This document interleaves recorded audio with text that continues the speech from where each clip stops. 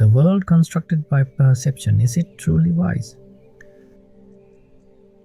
Saññāya Nimmita Lōka, the world constructed by perception, is it seen with Yathābhūta ñāṇa, the wisdom that sees things as they truly are? From birth, the human mind engages in constructing a world, not merely receiving sensory impressions, but shaping them into names, forms, and meanings through saññā, perception, and prapañca, conceptual proliferation. However, what is grasped as self, or the world and truth, is often not the real, but the conditioned, born of avijjā, ignorance, and held by upādāna, clinging. The Blessed One, the Buddha, pointed to this constructed world, a world not inherently wise, but fabricated by the untrained mind, and compassionately showed the way to go beyond it. That way is the path of Dhamma, grounded in sila, virtue, samadhi, concentration, and paññā, wisdom, culminating in liberation from suffering. The main body of this presentation work is based on the special Dhamma discourse delivered by Most Venerable Mankadawala Sudassana Thero on 27th April 2025, broadcast through Sathi TV. While preserving the original intent and spirit of the Thero's teaching, selected passages from the Pāli Canon, Sutta Pitaka, have been interwoven throughout the text, where relevant to provide doctrinal clarity and context. Also presented texts from the Vipassana meditation method, book by Most Venerable Rerukane Chandavimala Maha Thera. These references serve to ground the reflection in the Buddha's own words, encouraging a deeper trust in and alignment with the original teachings of the Blessed One. The reflections presented here are meant to deepen insight into the workings of perception, consciousness, and mental fabrication. More importantly, they are offered to encourage anyone, regardless of caste, creed, status, nationality, or religious identity, to investigate for themselves the universal truths discovered by the Buddha. The Dhamma does not belong to any group. It is open to all who are willing to see.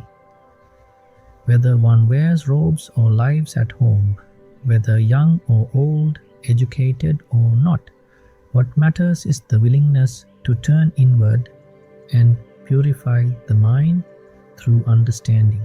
May this work be a cause for wise reflection, for walking the Noble Eightfold Path, and for transcending the limitations of conceptual identity.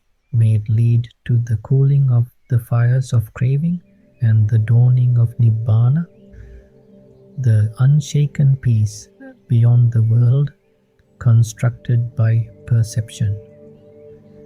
May this small offering serve as a mirror to the mind, a pointer to the path, and a cause for the arising of true discernment, and may it inspire the reader to walk the path of purification, gradually letting go of illusion and abiding in the peace of the unconstructed asankata. Netam mama nesohamasmi namiso atta. This is not mine, this I am not, this is not myself. Eipasikko, come and see. Opanaiko, leading inward. Pāchattam vedditabo viññuti, to be realized individually by the wise. May all be liberated from all the sufferings. Here is the discourse delivered by Most Venerable Mankadawala Sudassana Thero on 27th April 2025, translated to English by Bhantimaradane Abhayatissa. Namo tassa bhagavato arahato samma sambuddhassa. Namo tassa bhagavato arahato samma sambuddhassa. Namo tassa bhagavato arahato samma sambuddhassa. With reverence and permission from the Venerable and worshipful Maha and to you devoted, wise and compassionate meritorious friends Although each of you may have had many duties and matters to attend to at home, you have set all of them aside, taken refuge in the triple gem, and gathered here together. It is truly heartening to see everyone come together like this, with the intention of diligently engaging throughout the day in the practice of the path taught by the Buddha, out of compassion and kindness for our benefit. So, let us all make an effort throughout this day to engage in this Dhamma with great desire and wholehearted intention, guarding our thoughts, speech and bodily actions, the three doors, with mindfulness and discipline. To be freed from the suffering of samsara, one must cultivate virtue, sila, concentration, samadhi, and wisdom, paññā. I have always reminded you that we are all caught in the downpour of avijjā, ignorance, bound by the fetter of tanha, craving, endlessly wandering through this vast and beginningless cycle of samsara, being born and dying, dying and being born again, without seeing a clear end. We are like those endlessly running back and forth across this endless expanse of existence. And now, when will we finally be able to bring this painful journey of samsara to a stop? It is only by listening to and understanding the skillful means, the Dhamma, compassionately taught by the fully enlightened Buddhas who arise in this world system, by hearing that Dhamma, by understanding it, and most importantly, by living in accordance with that Dhamma through practice. Only then can we truly bring an end to this suffering-filled cycle of rebirth. So today, I hope to clearly explain some profoundly valuable points that will support our brahmacharya, our life of spiritual training. By brahmacharya in this context, I mean the noble path of practice, the noble eightfold path. And the noble eightfold path is none other than the training in virtue, sila, concentration, samadhi, and wisdom, paññā. It is my hope today to explain some important and beneficial teachings that can help you fully develop these threefold trainings. Why haven't we realized Nibbana yet, even though we have listened to so much Dhamma, and for such a long time at that, and even though we have done some meditation, practiced a bit here and there, reflected upon what we've heard? Still, if we haven't realized Nibbana yet, the question arises, why? What is Nibbana really? Is it that we are incapable of seeing it? Or if that's not the case, then what is the reason we have not been able to realize it, even after all this time? Today, I hope to shed some light on these questions. Why we haven't seen Nibbana yet, what Nibbana truly is, and what has kept us from realizing it. What is Yathābhūta ñāṇa, supramundane right view? For some time now, I have been striving to clearly explain what is known as Yathābhūta ñāṇa, the direct knowledge of reality as it is, or what we may also call Lokottara Samma Ditti, the supermundane right view. When this realization matures into Nibbana ñāṇa, the knowledge of Nibbana, or the realization of the cessation of the six sensor bases, salayatana nirodha, one sees that consciousness, viññāna, no longer clings to external nama-rupa, mentality, materiality. With wisdom that clearly sees the arising and passing away of the aggregates, skandha, if the mind is not directed toward and entangled with what is seen, heard, sensed or known, tita, sutta, muta, viññāta, one can live without falling into the snares of mara, defilements. That is what I aim to illustrate. I emphasize this point. If one does not allow consciousness to incline toward external sense objects, such as sights, sounds, smells, tastes, touches, and mental phenomena, then one can see that what appears to be seen or heard arises due to conditions, and it is only through the contact of these external objects with the internal basis, like the eye, ear, etc., that these experiences occur. What is seen or heard is not enjoyed directly by the eye or ear, but is ultimately experienced through manoviññāna, the mind consciousness. If we can understand this, we arrive at a point where consciousness ceases due to the absence of nutriment. There are no more causes to sustain viññāna consciousness. When the external causes, such as sights and sounds that trigger mental contact, no longer occur, there is no arising of that consciousness. In terms of dependent origination, in Atthuma Sutta, Samyutta Nikaya, it is clearly explained, with the cessation of ignorance, volitional formation cease. With the cessation of volitional formation, consciousness ceases, and thus the entire mass of suffering ceases. Now, let us see how the enjoyment of form happens. For example, we usually see forms with eyes. When we see a pleasing form, we feel happy. If the form is unpleasant, we feel sorrow. What happens is that the form assists the eye in seeing. That contact conditions eye consciousness, and from there we experience the image through mind consciousness. Likewise, sound assists the process of hearing, but it is through mind consciousness that we actually experience it. So, we are not directly enjoying sights or sounds themselves, rather, sights and sounds serve merely as conditions that allow for the experience of seeing and hearing to arise, which the mind then interprets and enjoys or reacts to.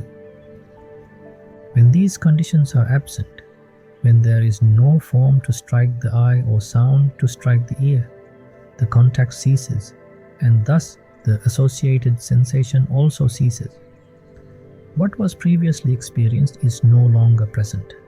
In this way, we must deeply realize through wisdom that sensation is impermanent. With the cessation of contact, there is cessation of sensation. Pasapaccaya vedana, pasanirodha vedana nirodho. If one can dwell in this understanding, the cycle of samsara ends right there. That is how an arahant lives. Why this realization is so difficult?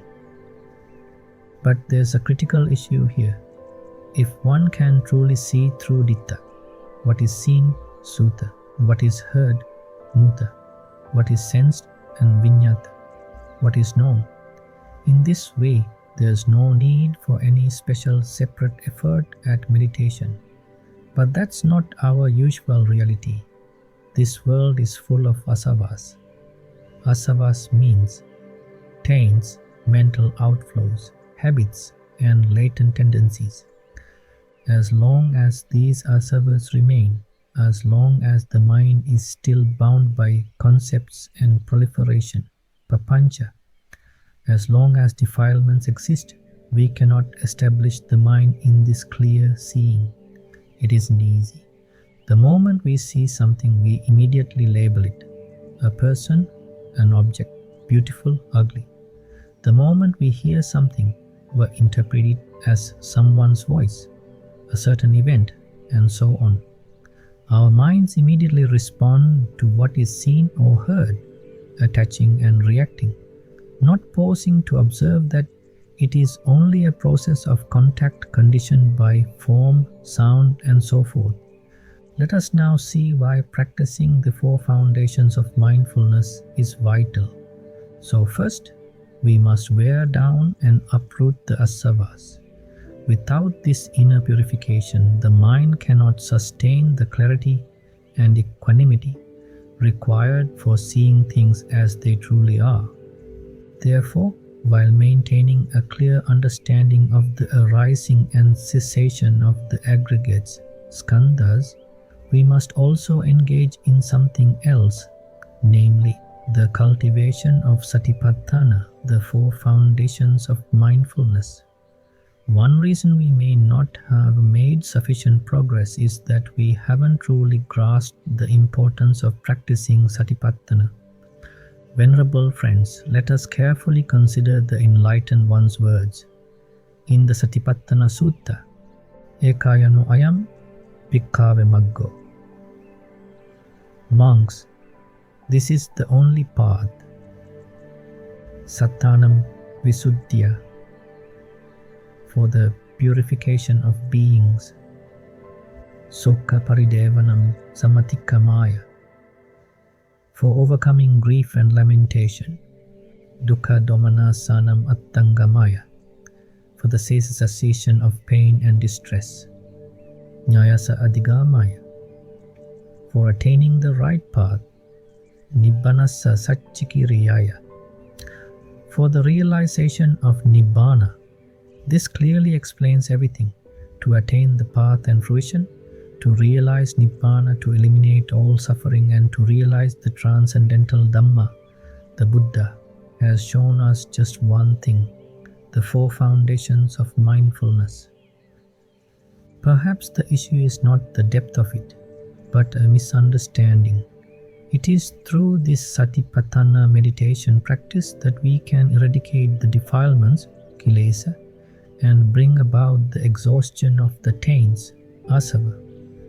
Only after these defilements and taints have been removed can the mind be established in that higher level of wisdom, the supramundane wisdom, lokottara ñāṇa, the wisdom that transcends the world. Without first abandoning the defilements and taints, one can never reach that wisdom.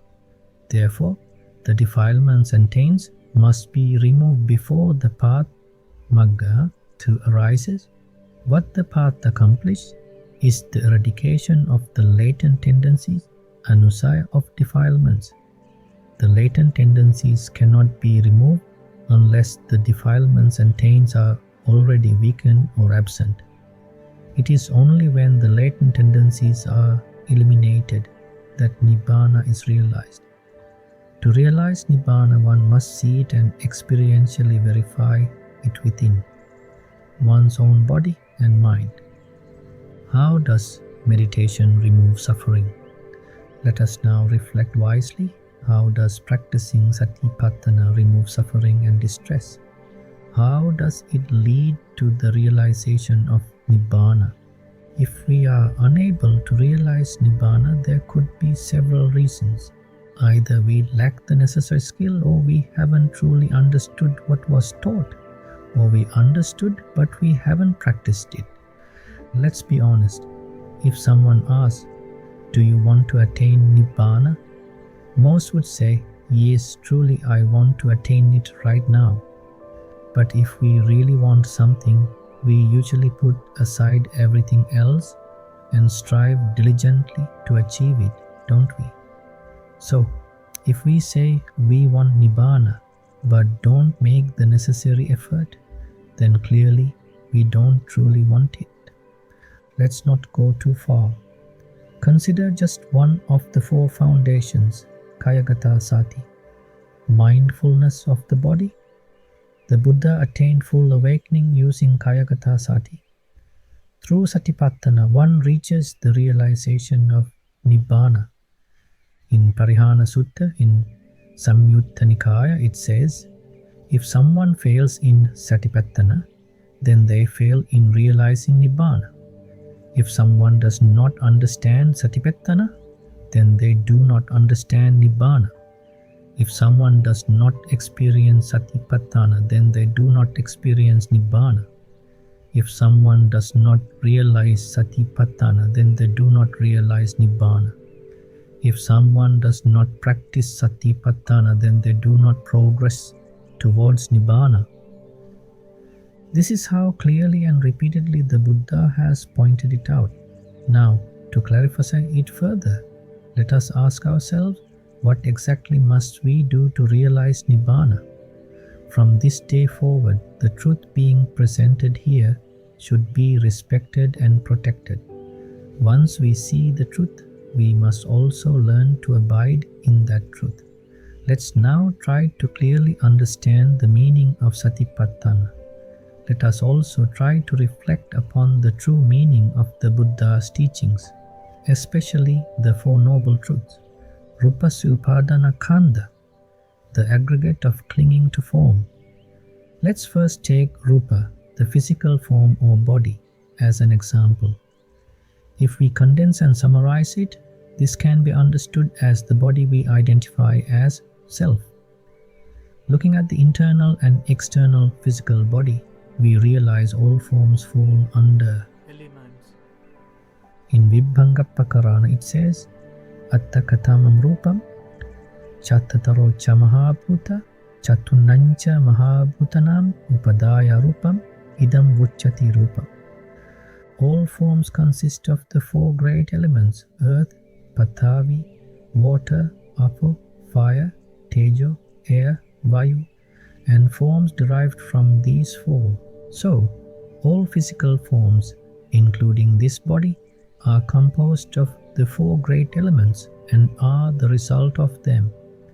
Now let's look at how this body arises. It is built from the food and drink we consume, external impersonal substances like rice, bread, coffee and beans, etc. This conscious body, saviññānaka, whether internal or external, is constructed from that food. Let's consider the hard parts of the body that result from food. Hair, body hair, nails, teeth, skin, flesh. These are examples of the earth element, pathavdhatu. Just like the hardness of a rock or a clump of earth doesn't constitute a being or a person, so too these parts, hair, nails, teeth, are not self, anatta. They are just manifestation of the earth element.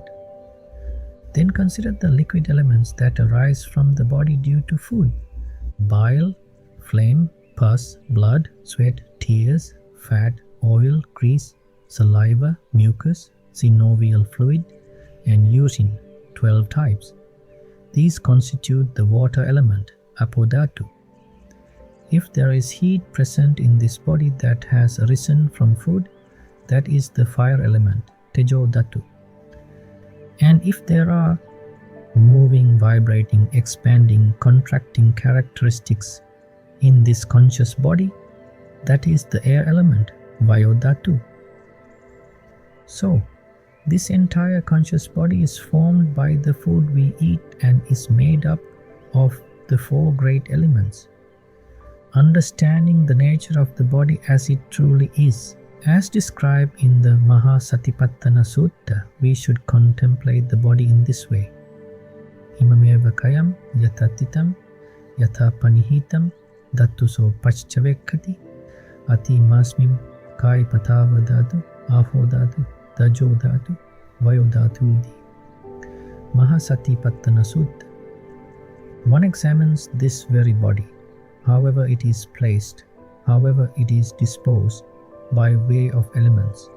In this body there is the earth element, the water element, the fire element, and the air element. Through this reflection we begin to deconstruct the illusion of self that clings to the body and understand it as a composite of impersonal physical phenomena dependent on causes and conditions. Thus the form aggregate, rupa upādāna khandha, is dukkha, it is suffering, because we cling to what is impermanent, impersonal, and ultimately not under our control. The below translation is based on the section on the 6 elements, earth, water, fire, air, the 42-part classification, space and consciousness, from the book Vipassana Bhavana Kramaya, authored by Most Venerable Rerukane Chandavimala Maha Thera. 20 parts of the earth element, patavadhatu.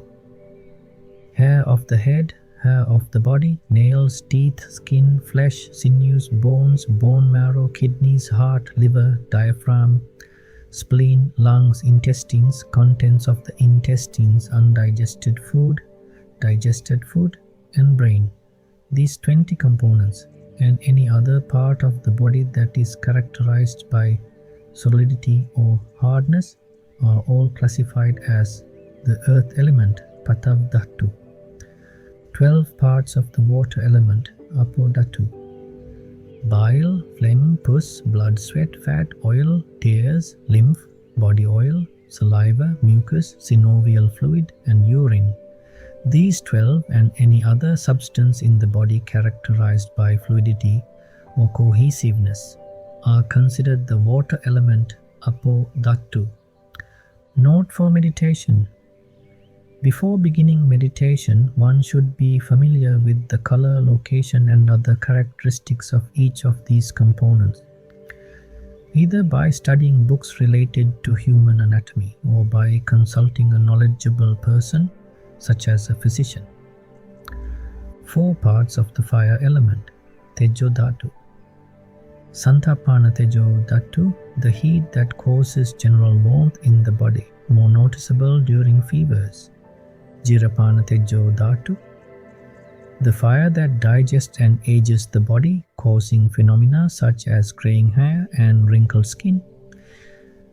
Paridahana Tejo Dhatu, the burning fire that causes sensations like burning in the eyes, chest, limbs, etc., which is heat without warmth. Pachaka Tejo Dhatu, the fire that digests food. These 4 make up the fire element, Tejo Dhatu, in the body. 6 parts of the air element, Vayo Dhatu. Udangama Vata, the upward moving air that causes belching, vomiting, etc. Adungama Vata, the downward moving air responsible for expelling feces and urine. Kuchi Sayavata, the air that moves outside the intestines. Kotta Sayavata, the air that moves within the intestines. Aswasa Praswasa Vata, the in and out breath. Angamangansar Vata, the air that circulates throughout the whole body, enabling the movement of limbs and body parts. These 6 make up the air element, Vayo Dhatu. 42-fold analysis, the Patinchatalsa Akara. The 42-part classification of the body is 20 parts of the earth element, 12 parts of the water element, 4 parts of the fire element, 6 parts of the air element. This collective analysis is referred to as the Dvakatalsa Akara, 42-fold division. Space element, Akasa Dhatu. The 2 ear cavities, 2 nostrils, mouth opening, throat cavity, the cavity where chewed food gathers, and the opening through which digested food is expelled, all such bodily cavities are considered part of the space element, Akasa Dhatu. Consciousness element, Vijñāna Dhatu. In this body, composed of the 4 primary material elements, earth, water, fire, air, there exists a single element called Vijñāna Dhatu, the consciousness element. It is what causes seeing, hearing, sensation, pleasure or pain, actions such as moving, eating, speaking, and so on. Without this element, the body would be like a piece of wood, incapable of seeing, hearing, sensing, or performing any action, remaining still until decay.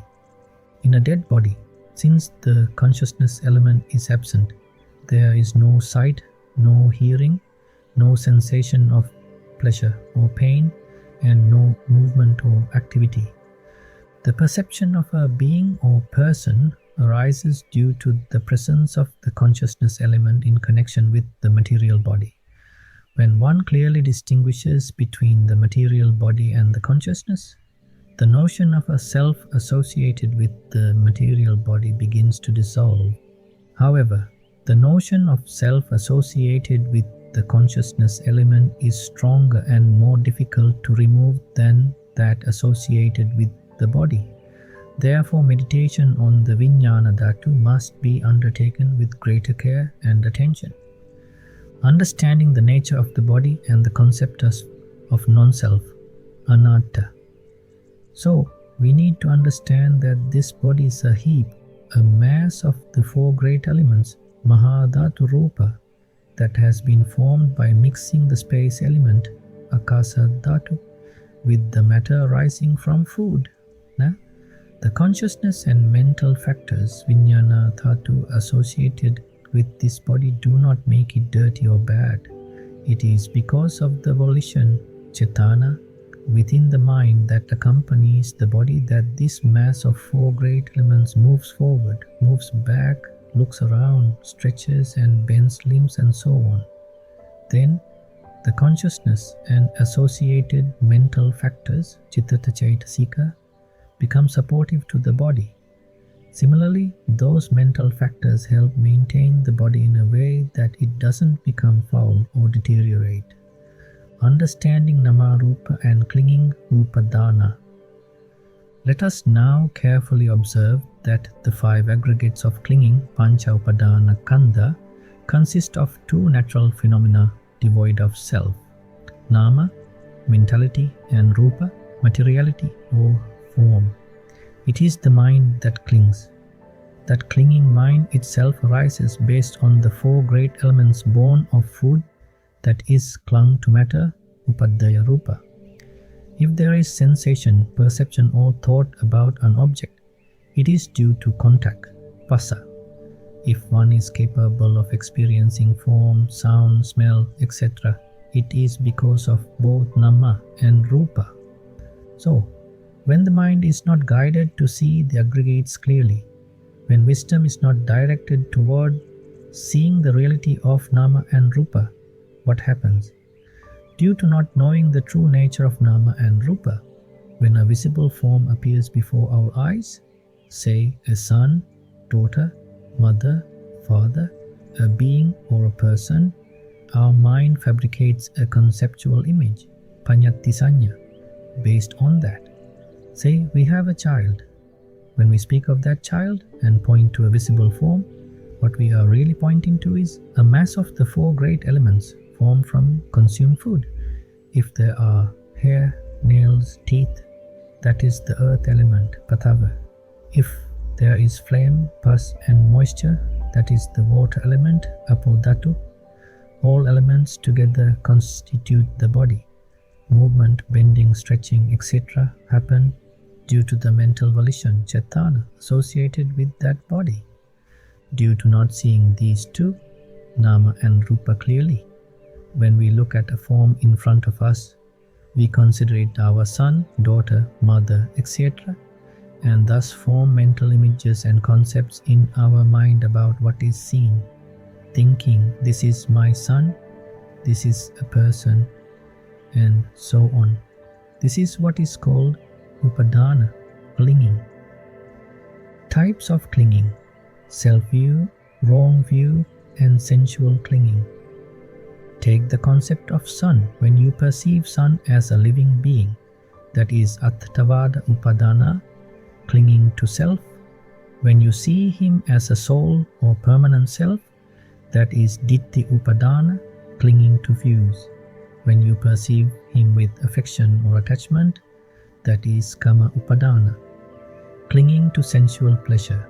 When we perceive a form and think of it as a son, there's an internal impression that this form belongs to a person, a soul, or my son. The statement Panca Upādāna Khandha Dukkha means that as long as we cling to that form as my son, it causes suffering. Why? Because that form is a result of food, a cause and a condition. When the food is no longer available, or when the cause or condition for that body ceases, that form or the nama or rupa or both will disappear. When that happens, we react with sorrow. Oh no, this happened to my son. Let us explore the non-self nature of phenomena. Please see if you can understand this. In reality, what appears before our eyes is not a mother, father, child, man, or human being. What appears is merely the form composed of the four great elements, developed through food and mixed with the space element. These have color and shape. That's all. Accompanying those are mental factors, citta cetasika, generated from past karma. Because of volition cetana, that body moves forward, turns, gestures, etc. This is clearly explained in the Vijaya Sutta in the Sutta Nipata. It shows the true nature of the body and its movements, how this is not a person or being, but simply an impersonal process, anattadam of form and mind. So, what truly appears in front of us is a mass of impersonal four-element matter, Maha Dhatu Rupa, developed through food. But we've never seen this clearly before, nor do we now. We don't understand the volitional process that drives these bodily movements. These are called viññapti rupa, communicative forms. We've never analyzed or examined them with wisdom. Because of that, the moment a conscious food-based body appears in front of us, our mind immediately grasps it through mental consciousness, manoviññana, and interprets it as a person, a being, our son, our mother, or this is me. When we think like this, the external nama rupa that was visible disappears when its causes cease. But the mental image, nimitta, we have inside, my son, my daughter, my mother, remains. That is what we refer to as tanha upādāna, craving and clinging.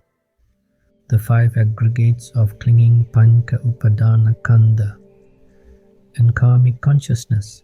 What are they?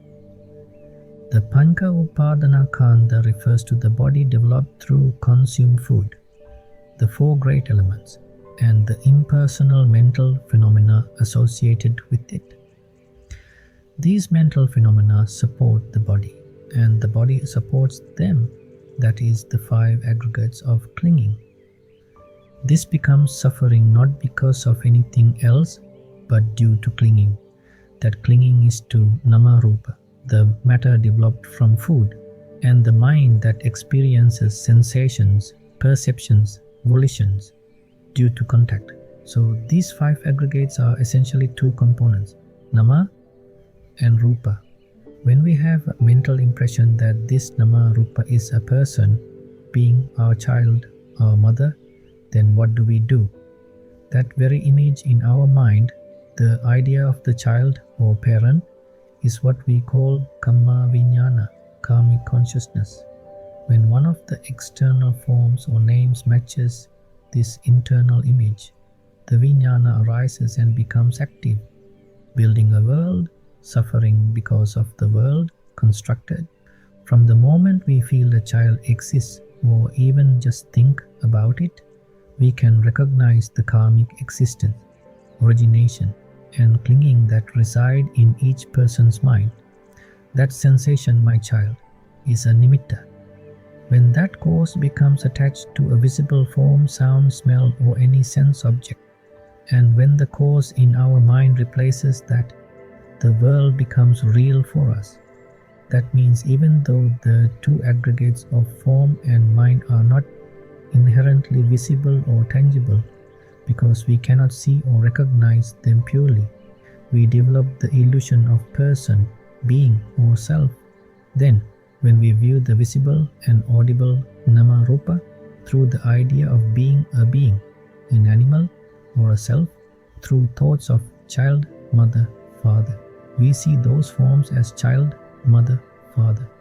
We perceive the psychophysical aggregates, the four great elements of form and mind, as child, mother, father, or I, and then whenever anything happens to those forms, we experience suffering. We think something happened to the child, or something happened to the mother, or something happened to me. These are the five clinging aggregates that cause suffering. That suffering comes because the clinging to the form is a child, mother, or father becomes real.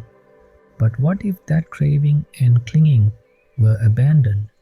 If the notion of child, mother, father, or person were let go in the mind, then there is no suffering. That means if the two nama rupa aggregates, which are not self, are seen just as two aggregates of mind and body without the notion of person, then when the conditions that cause this form arise cease, the form itself also ceases. We will not suffer from the child's death, the father's death, or the mother's death. There is no cause for suffering. Here, I want to remind anyone with wisdom that it is possible to see and know Nibbana because the aggregates of mind and body are not a self, nor a living being, nor a person.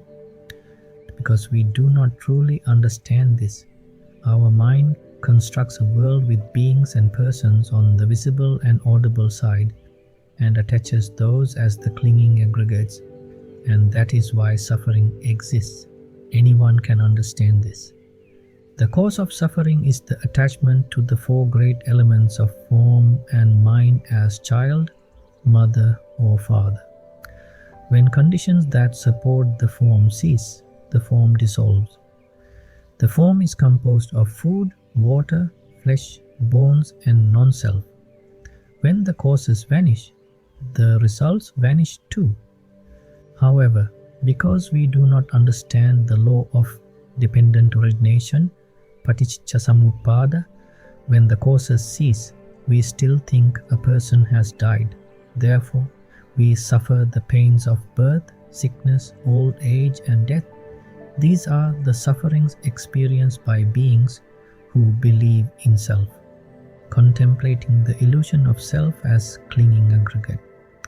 If someone could be shown with wisdom the truth about these two nama-rupa aggregates and how the idea of person or self is a mental construct, not something that can cling to the aggregates, then that person could see clearly.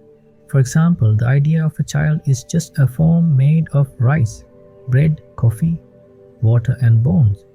These are not a child, a human, an animal, or a person. They are just physical aggregates. Saying child is like calling a lump of clay a child. It's not true. The hair, nails, teeth, and flesh are all just physical elements. If I called a lump of clay a child, would that be correct? No, it is not. So the aggregates are not a child nor a person. That which appears as child, person, or self is a mental construct, a karmic consciousness. This consciousness should not be allowed to cling to the physical form. Freedom from the world, in other words, transcending all sufferings. When one remembers that the idea of a person, a being, a self, or anything else is the karmic consciousness, one should not allow this consciousness to cling to the aggregates. Then the world cannot arise. There is no place for craving, no place for suffering. Craving ceases, clinging ceases, with clinging ceases, birth, rebirth ceases. Then, to that wisdom there is no clinging, meaning no image of clinging remains. Do you understand what I mean? Suppose all of you are now sitting here and can remember your children, sons and daughters, right? But do you know that the suffering arises because you cling to the idea of child, son, daughter? Because the causes of suffering are kept alive by clinging to these beloved ones? The pain of separation arises because you have beloved children and loved ones. There is no suffering without these attachments. The mind remembers the daughter, son, mother, father, friend, animal, person, and so on. And that knowledge and sensation is called kamma bhava or kamma vijñāna.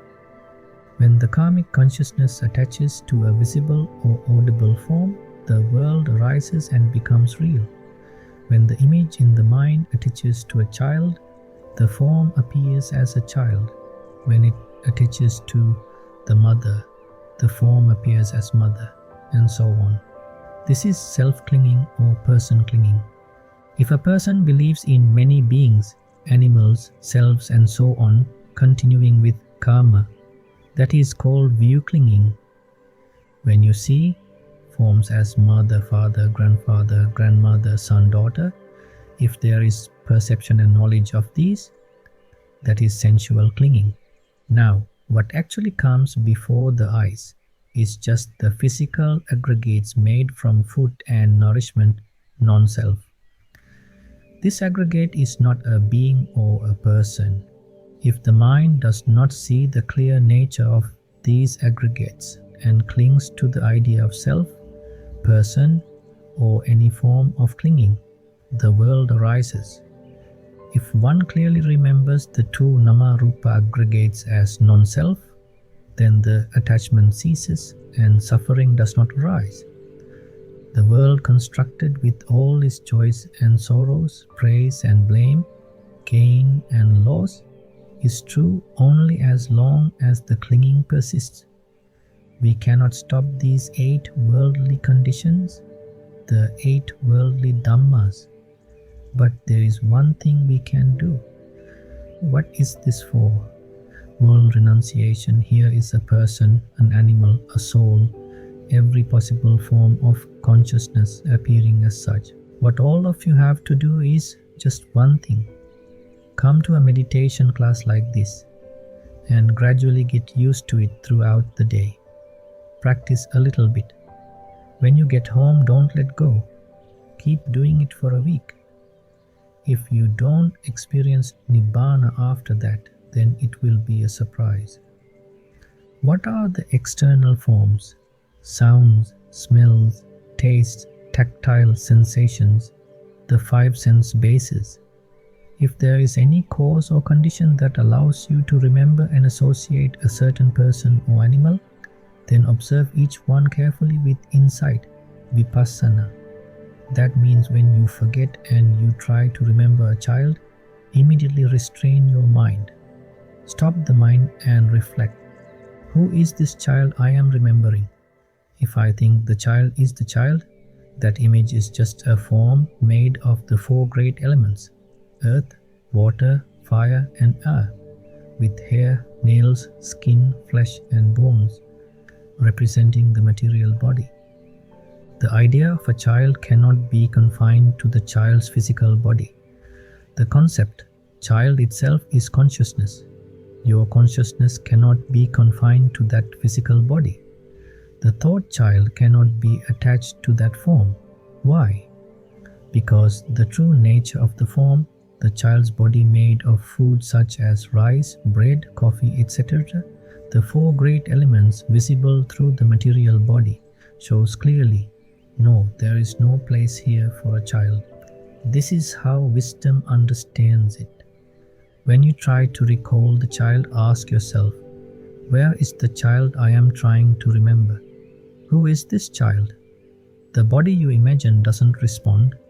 The form is made up of 12 parts: flesh, sinews, bones, blood, skin, tears, oil, and so on. This form of 12 parts is composed of aggregates that do not have a place where you can point and say, this is the child. The nature of that form is such that it cannot be confined to the idea of a child. What this is showing is that the idea of child cannot be grasped or held on to. When you cannot grasp it, then you don't hold on to it as my child. When you do hold on, then the body formed of food and elements inevitably leads to sorrow and suffering. This is why the 5 aggregates of clinging cause suffering. These aggregates of clinging are known as suffering. The reason for suffering is clinging, in other words, the sensation child. If that sensation child disappears, if clinging disappears, if clinging does not arise with these 2 aggregates of name and form, nama rupa, then there is no suffering. The way to make this not arise is the Noble Eightfold Path. Then every form, past, future and present, whether spiritual or material, external or internal, will be seen for what it really is.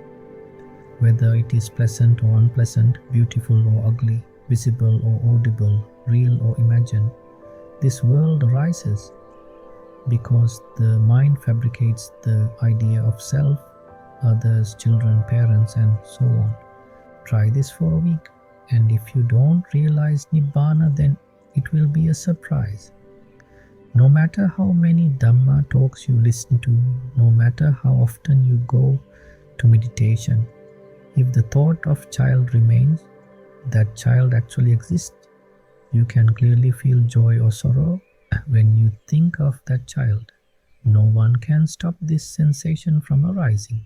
If no wisdom arises to show the truth, and if you still can think about children or people without any doubt, then Nibbana is still far away.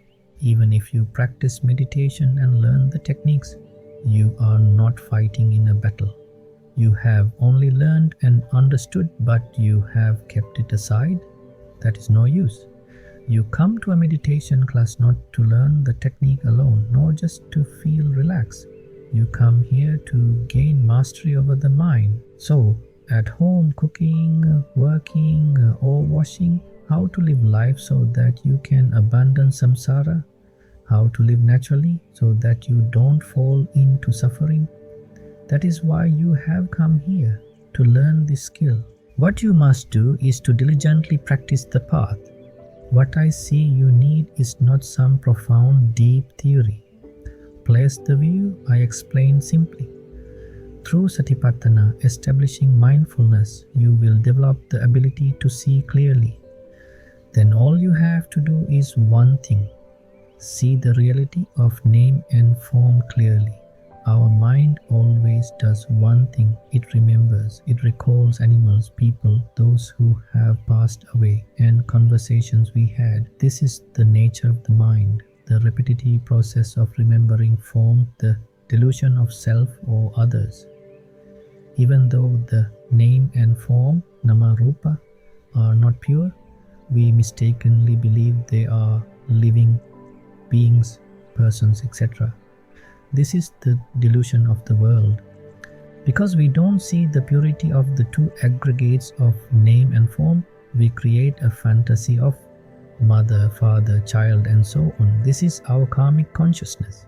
That consciousness affects the two aggregates of name and form and causes. The perception of my child is really there. The namarupa citta, consciousness associated with name and form, creates these perceptions and attachments. If this consciousness is not based on the two aggregates of name and form, then we would not experience the world as real. Now, if you have the thought of child, mother or father, and that thought cannot be assigned to any form or name, that is insight into emptiness, suññata. It means the thought of a child exists only as long as it can be associated with some form or name. When you can manage the mind to see that this is the image of my child, that world becomes real to you. But if you clearly see the nature of the form as impermanent, suffering non-self, arising from causes and conditions, then no world exists for you. When you see clearly the body made of elements, you will realize you never actually take anything as my child in a concrete way. Thus, no matter how much you listen to the Dhamma or attend meditation classes, therefore, not everyone is meant to dive into great depths, nor to be fixated on just one or two goals. Always keep in mind your humanity, the awareness of being a person. Do not obstruct that remembering, that mindfulness.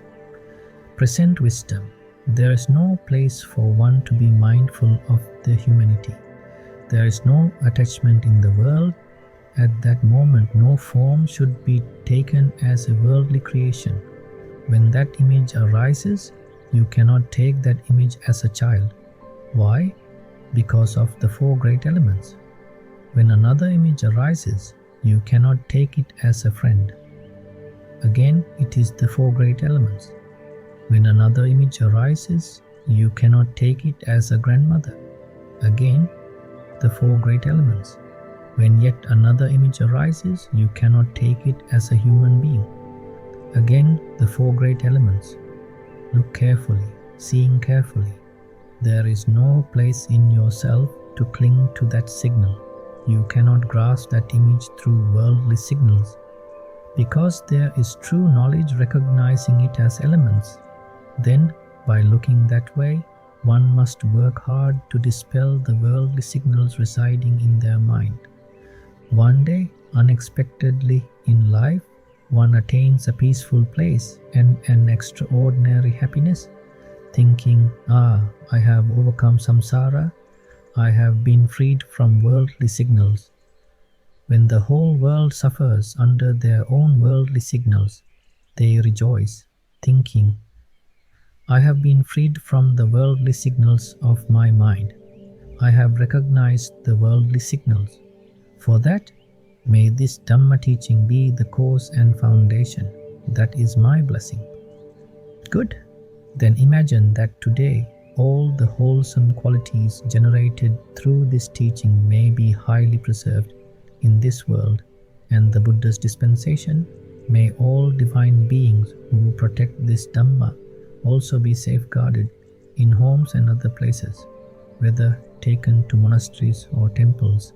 May all divine guardians and gods of the Dhamma support us.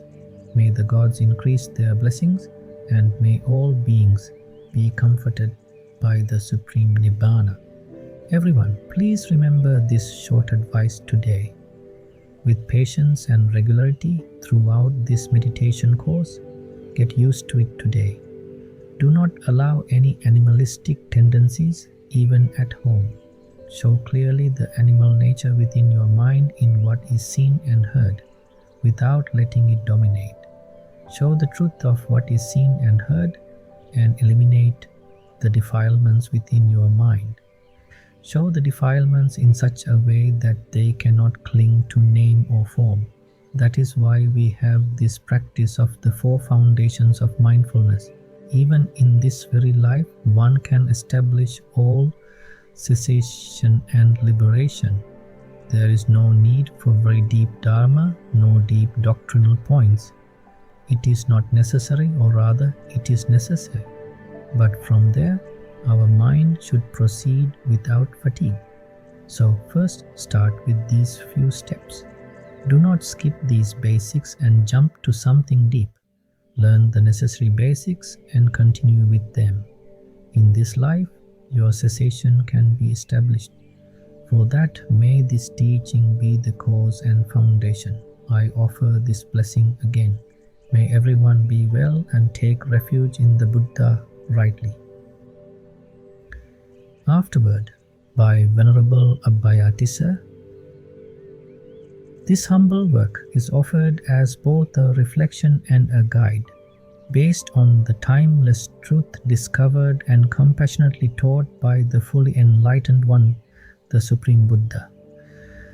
It is my earnest aspiration that the truth of suffering dukkha, its arising, and the path leading to its cessation be clearly seen and directly realized by all who earnestly seek liberation. May readers come to understand that the cycle of suffering, bound by ignorance, craving, clinging, and becoming, can indeed be brought to an end, not in some distant future, but in this very life, through diligent practice and unwavering wisdom. We each hold within us this rare and noble opportunity to break free from the endless cycle of samsara. The truth is not hidden, nor reserved for a select few. It is a universal law, accessible to anyone with the courage to look directly at experience as it truly is. By understanding how suffering arises from craving, clinging, and ignorance, we begin to see that this suffering is not something imposed by the external world, but rather constructed by our minds. It is born when we mistake the fleeting for the permanent, the impersonal for the personal, and the unsatisfactory for the delightful. The path taught by the Buddha is not bound by caste, race, belief, or social background. It is open to all who are willing to listen, inquire, and practice. This path begins with mindfulness. deepens through investigation, and culminates in wisdom. It leads to the end of suffering here and now. This is not merely a philosophy to contemplate, but a clear step-by-step process for training the mind, cultivating ethical conduct, sila, developing mental discipline through mindfulness and concentration, samadhi, and awakening wisdom, paññā, to see things as they truly are. When this noble eightfold path is followed with sincerity and continuity, the delusion of self fades, craving ceases, and the burden of becoming is laid down. This is not a theory, it is a living truth, verifiable by direct experience. It is available to anyone, regardless of background, who is willing to abandon defilements and walk the path with right view and right effort. These teachings offer more than an explanation. It is a direct encouragement to walk the path, to let go of the false notion of a self, to see the five aggregates as they truly are, and to free the mind from the bondage of conceptual proliferation, prapancha, saññā, sankhara. The teachings shared here, inspired by the Dhamma exposition of the most respected Venerable Mankadawala Sudassana Thero and rooted in the Sutta Pitaka, are not offered for intellectual pleasure but for true liberation. Let these words stir your heart. Let them challenge you.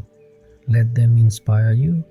But most of all, let them move you toward direct practice, toward satipatthana, toward vipassana, toward the liberating insight into impermanence, suffering, and not self. There is no need to delay. This very life is precious, fragile, and fleeting. Every moment turned toward the Dhamma is a moment stepping out of darkness and into the light. As the Blessed One declared, let not a moment pass in heedlessness, for life is uncertain and death is sure. With deep compassion and unshakable faith in the Dhamma, I urge all who encounter these teachings, take up this path with resolve. Realize Nibbana, the ultimate freedom. The Dhamma is timeless, visible here and now to the wise. May the merit of this Dhamma offering help you to cultivate the wisdom and determination needed to fulfill the highest human potential, the complete cessation of suffering through the realization of Nibbana. May you be awakened. May you be free. May you realize the peace that is beyond all understanding. Sadhu, sadhu, sadhu.